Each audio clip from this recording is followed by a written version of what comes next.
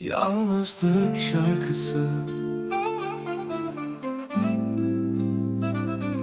Yalnız kaldım bu şehirde, sensiz her şey yarım, her şey eksik. Gözlerimde aşk, dilimde ismin, sen yoksun ya, dünya sessiz. Geceler uzun, uykum aram, kalbim kırık, umut paramparça. Bir resmin kaldı elimde solmuş, ne sözün yetti ne de zaman.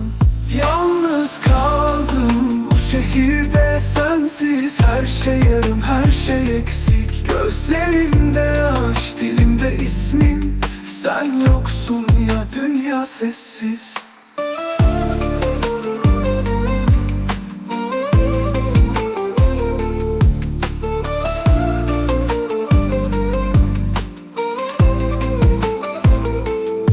Sokaklar tanık gözyaşıma, her köşe başı sen, her adım yara.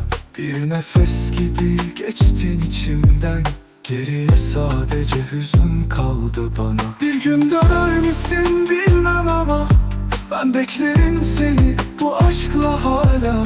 Yalnızlıkla sarıldım sana, sensizliğe yazdım son defa. Yalnız kaldım bu şehirde, sensiz her şey yarım, her şey eksik. Gözlerimde aşk, dilimde ismin, sen yoksun ya, dünya sessiz.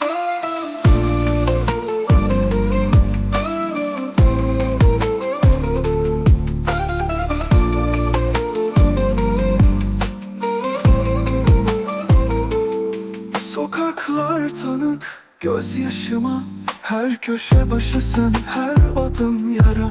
Bir nefes gibi geçtin içimden, geriye sadece hüzün kaldı bana. Bir gün döner misin bilmem ama ben beklerim seni bu aşkla hala. Yalnızlıkla sarıldım sana, sensizliğe yaz